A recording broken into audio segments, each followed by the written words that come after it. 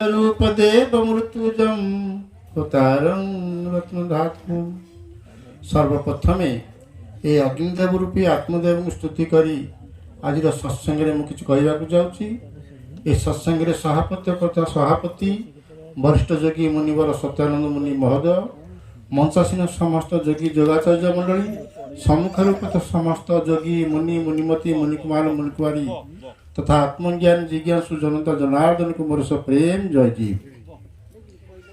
प्रिय आत्मन, आज अस्वीकार जन्मदिन सर्वप्रथमे तार शुभकामना करुच्ची। से तार भविष्य जीवन उज्जवलमय हो, बुद्धि विद्यारे निपुण रहू, शरीर सुस्थ रहू, निरोग रहू, परिशेष से आत्मज्ञानी हो, एतिकी मु शुभकामना करुच्ची।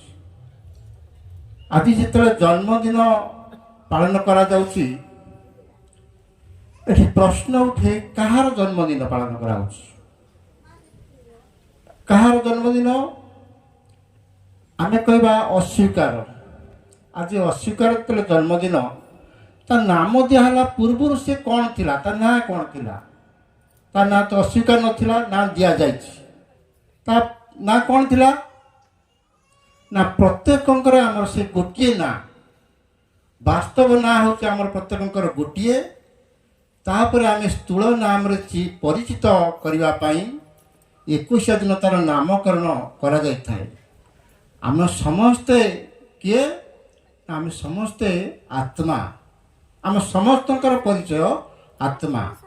तेणु जहाँ को ये संसार मानिची जे ईश्वर भगवान बोली, से कौटी अच्छी ताको वेद कहूची सर्वत स्मृत्वा तनिठद दशांगुलम। सबु दिगरु फेरी जो निर्दिष्ट जगह सेठी ब्रह्म ईश्वर बा परम ब्रह्मकर स्थान। सबु दिगर कहले आमे 10 दिग को मानि नैचे, पूर्व पश्चिम दक्षिण उत्तर अर्ध ऊर्ध्व वायु नैऋत्य अश्विन अग्नि। ये 10 दिगरु एककालीन फेरिले जो जगह सेठी होची आत्मार निवास स्थल बा ब्रह्मर निवास स्थल। आमे जदि प्रमाण कर खोजिबा ताले सबु दिगरु फेरी आसंतु। आपण एक संगे सबु दिगरु फेरी आसिले जेमती साइकल चकार जो स्पोक गुड़ाक अच्छी रिमी आड़ू सबु आड़ को फेरी आसले ता केंद्र एक्सिली पाखे पहुँचे। आपण सेमती सबु दिगरु फेरी आसिले आपण को निकट में ही पहुँचे। तेणु आपण ही ब्रह्म बोली वेद प्रमाण करुच्ची। तेणु तार जन्म हुए कि नहीं गोटे मंत्र मध्य वेदर अच्छी जे प्रजापति चरती गर्भे अंत बहुधा विजायते, अजयमान बहुधा विजायते।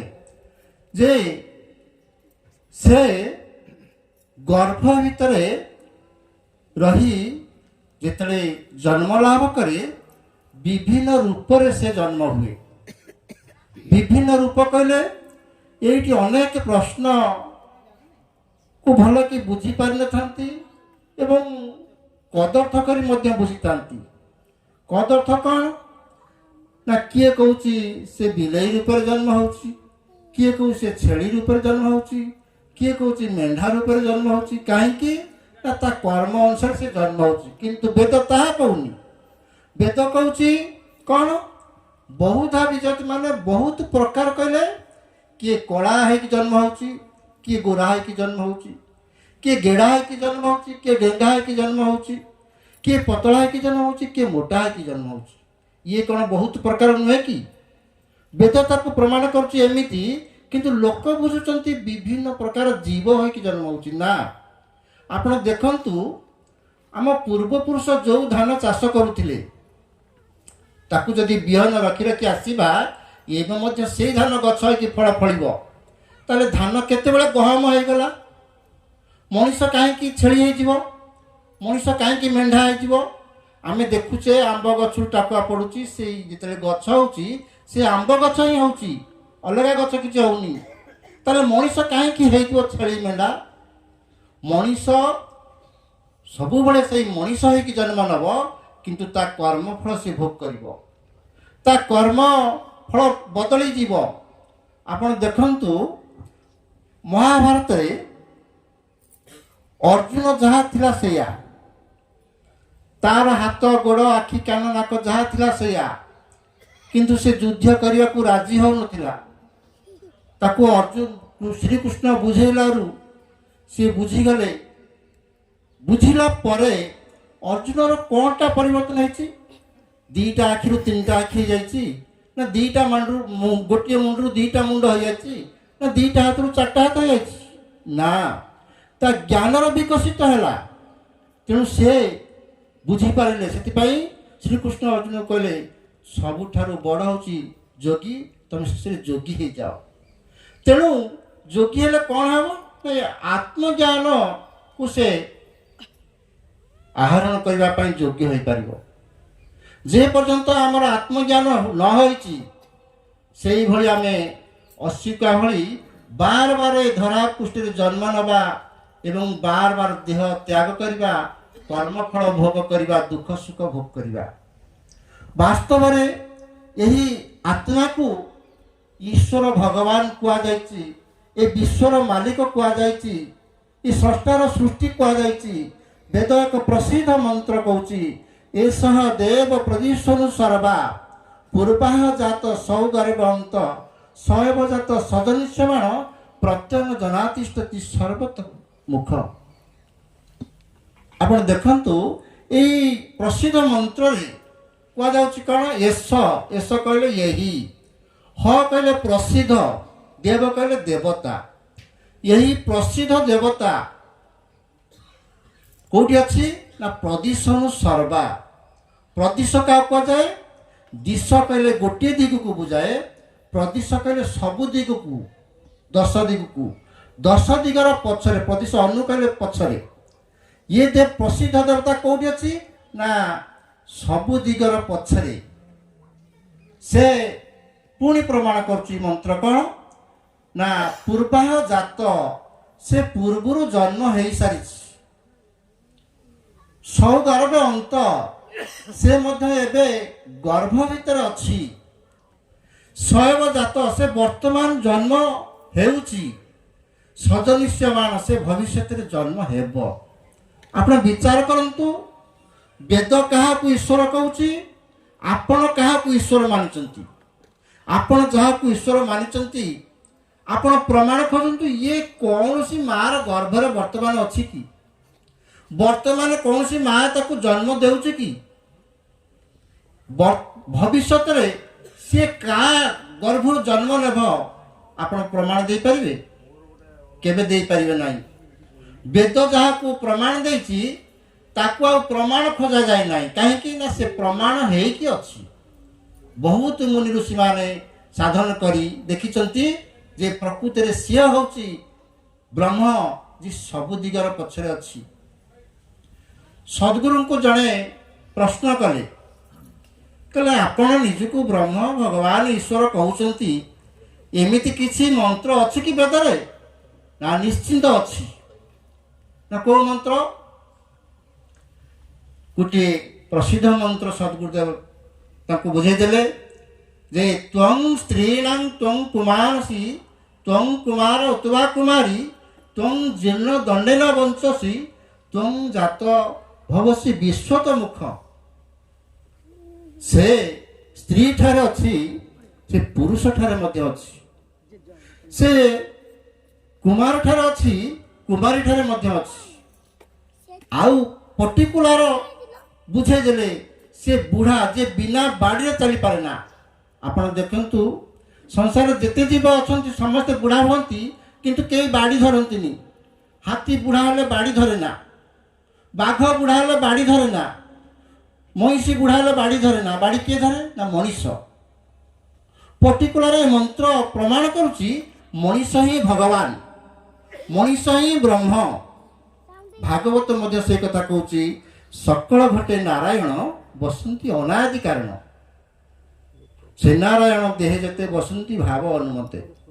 ସଂସାର ଛନ୍ତି ଯେତେ ଜନ ସମସ୍ତ ହୃଦୟ ଭଗବାନ। ଆମର ଅଚ୍ୟୁତ କହିଲେ ତୋ ଦେହେ ତୁଇ ଦେଖ ଦିଶୁଅଛି ଜକ ଜକ। ଆମର ଯଶୋବନ୍ତ କହିଲେ ତୋତେ ଯେଉଁ ବିନ୍ଧାଣିଟି କଲା ନିର୍ମାଣ ସେଇ ତୋ ଦେହେ ରହିଲା ତୁଇଟି ଜାଣ। ଶିଶୁ ଅନନ୍ତ କହିଲେ ଭଜନେ ନାହାନ୍ତି ପ୍ରଭୁ ପୂଜନେ ନାହାନ୍ତି ଆପକୁ ଆପେ ଭଜିଣ ଆପେ ଖେଳୁଛନ୍ତି। କାହାକୁ ଭଜୁଛେ, କାହାକୁ ଭଜୁଛେ, କାହାକୁ ପୂଜା କରୁଛେ? କଠୋପନିଷଦରେ କୁହାହଉଛି ବଦନ୍ତୁ ଶାସ୍ତ୍ରାଣୀ ଯଜନ୍ତୁ ଯଜ୍ଞାନ କୁର୍ବନ୍ତୁ କର୍ମାଣୀ ଭଜନ୍ତୁ ଦେବତା ଆତ୍ମିକ ବୋଧେନ ବିନା ବି ମୁକ୍ତେ ନ ଶକ୍ୟତେ ବ୍ରହ୍ମସତ୍ୟାନ୍ତର ବି। ଆପଣ ଯେତେ ଦେବାଦେବୀ ପୂଜା କରୁଛନ୍ତି କରନ୍ତୁ, ଆପଣ ଯେତେ ପୁରାଣ ଶାସ୍ତ୍ର ପଢ଼ୁଛନ୍ତି ପଢ଼ନ୍ତୁ, ଯେତେ କର୍ମ ଅଛନ୍ତି କରନ୍ତୁ, ଯେତେ ଶ୍ରେଷ୍ଠ ଯଜ୍ଞ ଅଛନ୍ତି କରନ୍ତୁ, କିନ୍ତୁ ଯଦି ଆତ୍ମବୋଧ ନ ହେଉଛି ତାହେଲେ ସବୁ ଆପଣଙ୍କ ପାଇଁ ବେକାର। ଆପଣ ସେଥିରେ କୌଣସିଥିରେ ଆତ୍ମସନ୍ତୁଷ୍ଟ ହେବ ନାହିଁ। ଆପଣ ଉପବାସ ରହିବେ, ଯଜ୍ଞ କରିବେ, ଶରୀର ଯନ୍ତ୍ରଣା ଆପଣ ସୁଖ ପାଇବେ? କେବେ ପାଇବେନି। କାହିଁ କରୁଛନ୍ତି? କେବଳ ଲୋକ ଦେଖାଣିଆ। ମୁଁ କହୁନି, ଭାଗବତ କହୁଛି ଶ୍ରଦ୍ଧା ନଥାଇ ଅନ୍ତର୍ଗତେ କେବଳ ଲୌକିକର ମତେ। କାହାରି ଶ୍ରଦ୍ଧା ନାହିଁ ଠାକୁର ପୂଜା କରିବା ପାଇଁ, କିନ୍ତୁ ଯେହେତୁ କୁହାଯାଇଛି ସଞ୍ଜ ହେଲେ ସନ୍ଧ୍ୟା ଦେବା, ଗାଧେଇକି ଆସିଲେ ନମସ୍କାର କରିବା, ଠାକୁର ପୂଜା କରିବା, ସଂକ୍ରାନ୍ତି ସୋମବାର ହେଲେ ମନ୍ଦିରକୁ ଯିବା, ଇଏ ଲୌକିକ ମତ। ଆଧିରେ ଆଧ୍ୟାତ୍ମିକତା କିଛି ନାହିଁ। ଆଧ୍ୟାତ୍ମିକ ଠାରୁ ଇଏ ବହୁତ ଦୂରରେ। ଏଥିରେ ଶାନ୍ତି ନାହିଁ କି ମୁକ୍ତି ନାହିଁ। ଆପଣ ଅଛି ଯଦି କେବଳ ଯନ୍ତ୍ରଣା, ଦୁଃଖ, କଷ୍ଟ। ତାହେଲେ କୋଉଥିରେ ଆପଣ ଶାନ୍ତି ପାଇବେ? ନା ଆତ୍ମଚିନ୍ତନରେ। ଆତ୍ମଚିନ୍ତନରେ ଶାନ୍ତି ପାଇବେ। ଶାନ୍ତି କେମିତି ପାଇବେ? ଗୋଟିଏ ସୁନ୍ଦର ଗଳ୍ପ ମନେ ପଡୁଛି ଯେ କଲିକତାର ଜଣେ ମାଢୁଆଳି, ତାର ଅଚଳାଚଳ ଧନ ସମ୍ପତ୍ତି, ବ୍ୟାଙ୍କ ବାଲାନ୍ସ, ଫ୍ୟାକ୍ଟରୀ, ପୁଅ ଝିଅ ସ୍ତ୍ରୀ ଘର ଦ୍ୱାର ସବୁରେ ପରିପୂର୍ଣ୍ଣ। କିନ୍ତୁ ଦିନେ ସେ ବସିକି ଚିନ୍ତା କରୁଛି, ମୋର ତ କିଛି ଅଭାବ ନାହିଁ, କିନ୍ତୁ ମୋତେ ଶାନ୍ତି କାହିଁ ଲାଗୁନି। ମୋର ସୁନ୍ଦରୀ ସ୍ତ୍ରୀ ଅଛି, ଯୋଗ୍ୟ ପୁଅ ଝିଅ ଅଛନ୍ତି, ନାତି ନାତୁଣୀ ଅଛନ୍ତି, ଜମି ବାଡ଼ିର ଅଭାବ ନାହିଁ, ବ୍ୟାଙ୍କ ବାଲାନ୍ସ କାହା ପାଖରେ ହାତ ପାଖରେ ନାହିଁ, ମୋର ଶାନ୍ତି କାହିଁ ଲାଗୁନି। ଏମିତି ବସି ଚିନ୍ତା କରୁଛନ୍ତି। ଜଣେ ଆତ୍ମଜ୍ଞାନୀ ଗୁରୁ ଯାଇ ପହଞ୍ଚିଲେ। କହିଲେ କ'ଣ ଆଜି ଚିନ୍ତାମଗ୍ନ? ନା ମୁଁ ଚିନ୍ତା କରୁଛି, ମୋ ଜୀବନରେ ଅନେକ ଧନ ରୋଜଗାର କରିଛି, ପୁଅ ଝିଅ ସ୍ତ୍ରୀ ସବୁ ମୋ ପାଖରେ ଅଛନ୍ତି, କିନ୍ତୁ ମୋତେ ଶାନ୍ତି କାହିଁ ଲାଗୁନି। ନା ରେ, ସେଥିରେ କ'ଣ ଶାନ୍ତି ଅଛି? ବାହାରେ ଶାନ୍ତି ନାହିଁ, ବାହାରେ ଛାଡ଼ି ଭିତରକୁ ଗଲେ ଶାନ୍ତି ମିଳିବ। ଶାନ୍ତିର ସ୍ଥାନ ବାହାରେ ନାହିଁ। ବାହାରେ ଅଛି ବୃତ୍ତି, ଭିତରେ ଅଛି ଶାନ୍ତି। କେମିତି ମିଳିବ? ନା ତମେ ଯଦି ଯୋଗ କରିବ। ଯୋଗ ବିନା ଶାନ୍ତି କୌଣସି ମାଧ୍ୟମରେ ଆପଣ ପାଇପାରିବେନି। ଯୋଗ କେମିତି କରିବି? ନା ଯୋଗ କରିବାକୁ ହେଲେ ତମେ ଗୁରୁଙ୍କ ପାଖରୁ ଦୀକ୍ଷା ନେବ, ପ୍ରତ୍ୟେକ ଦିନ ସାଧନ କରିବ। ସାଧନରେ ଅଷ୍ଟାଙ୍ଗ ଯୋଗ ଅଛି, ଯମ ନିୟମ ଆସନ ପ୍ରାଣାୟାମ ପ୍ରତ୍ୟାହାର ଧାରଣା ଧ୍ୟାନ ସମାଧି। ସେଠି ଯାଇକି ଆପଣ ଶାନ୍ତି ପାଇବେ। ନା ମୁଁ କେମିତି ଶିଖନ୍ତି, ମୁଁ ଟିକେ ଶାନ୍ତି ପାଆନ୍ତି କେମିତି? ନା ତମେ ଯଦି ଯୋଗ ଶିଖିବ ଶାନ୍ତି ପାଇବ। ନା ମୁଁ ଶିଖିବି। ସେଠୁ ତାଙ୍କୁ ଆତ୍ମଜ୍ଞାନୀ ଗୁରୁ ଦୀକ୍ଷା ଦେଲେ ଏବଂ ପ୍ରତ୍ୟେକ ଦିନ କହିଲେ ବ୍ରାହ୍ମ ମୁହୂର୍ତ୍ତରେ ଉଠି ଯୋଗ କରିବ, ଆଉ ନିରୋଳାରେ ଏକାନ୍ତ ସ୍ଥାନରେ କରିବାକୁ ପଡ଼ିବ। କଲିକତା ଜାଗା, ସେଠି ନିରୋଳା ଜମା ନାହିଁ। ସେ ଯୋଗ କଲା ପରେ ଯେତେବେଳେ ଯୋଗ କରନ୍ତି, ଟ୍ରେନ୍ ଗଲାଣି ତ ବସ୍ ଗଲାଣି, ଭଡ଼ା ଘର ମାନେ ଲୋକ ରହିଯିବେ, କାର କେତେବେଳେ ଡ୍ୟୁଟି, କବାଟ ଖଡ଼ ଖଡ଼, ସବୁ ବେଳେ ଅସ୍ଥିର। କିନ୍ତୁ ସେ ଯୋଗ କରିପାରିଲେ ନାହିଁ। ମାସକ ପରେ ଆତ୍ମଜ୍ଞାନୀ ଗୁରୁ ଆସିଲେ, କହିଲେ କ'ଣ ହେଇଛି ଦେଖିବା, କେତେ ଦୂର ଯୋଗରେ ଆଗେଇଛନ୍ତି। ପଚାରିଲା ପରେ ସେ କିନ୍ତୁ ନିରୋଳା ପାଇନାହାନ୍ତି କି ଯୋଗ କୌଣସି ଦିନ ସ୍ଥିର କରିପାରିନାହାନ୍ତି। ଦିନକର କଲେ ଓଡ଼ିଶାମାନଙ୍କୁ ଡାକି କହିଲେ ଦେଖନ୍ତୁ, ମୁଁ ଟିକେ ଯୋଗ କରିବି, आम घर चारिकर जो मैंने सब अच्छ जिते टंका कह से टंका नहीं जाओ तुम अलग जगार घर कर मत टे निरोला हम जोग कर से कहले तुम जोग न कल आमर कौन अच्छी आम कहीं उठीजु एमती चिंतित अवस्था से रही जो गुरु आसी पहुँचले कौन जोग चली ना ना मुझ जोग करें ना कहीं ना आप तो कहते एकांत निरोला जगह आम मिलूनी मु कहली मो पड़ोसा मानक जिते पैसा नब सब उठी जाओ अलग जगह घर कर से माने कहीं राजी होना ना से माने आपण कहीं उठीजे आपण बरम गोटे निरोला जगह देखी जगह किणिकी से घर करूँ आपण पाखे पैसा अच्छी ना आप जहाँ कह ठीक कथा सी गोटे निरोला जगह किणी से जोग मंदिर सृष्टि करी ता भीतर जोग कले प्रकृत शांति प्राप्त करू कहले जहाँ मते ये जोग विद्या माध्यम मते शांति मिलता धन मते शांति दे पारानी पृथ्वीर सबुठार धनी लोक फोर्ट साहेब शेष गोटे बाणी कही गले धन मते शांति दे पारे पृथ्वीर धनी लोक तेणु आपण मैंने जदि सुख शांति आनंद को प्राप्त करने चाहते तेरे एवं आपण समय अच्छी जोग द्वारा खोला अच्छी आपण जोग साधन करी सुख शांति आनंदर अधिकारी हूँ ये कही मोर वाणी की विश्राम दूसरी सप्रेम जय जी जय जी जय जी।